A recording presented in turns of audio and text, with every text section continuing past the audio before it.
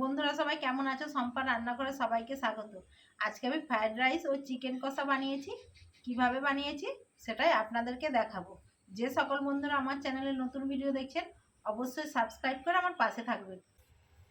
জলটা গরম হয়ে গেছে, স্বাদ মতো নুন দিয়ে দিচ্ছি। জলটা ফুটে গেছে, এবার আমি চালটা দিয়ে দিচ্ছি।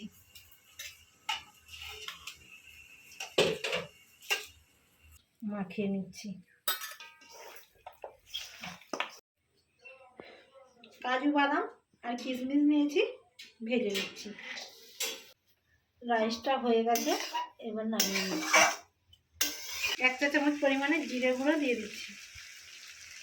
এবার সব মশলাগুলো দিয়ে ভালোভাবে নেড়ে চেড়ে নিচ্ছি। কষা মাংসটা হয়ে গেছে, নামিয়ে নিচ্ছি। ভিডিও ভালো লাগলে বেশি বেশি করে লাইক, কমেন্ট এবং সাবস্ক্রাইব করে আমার পাশে থাকবে।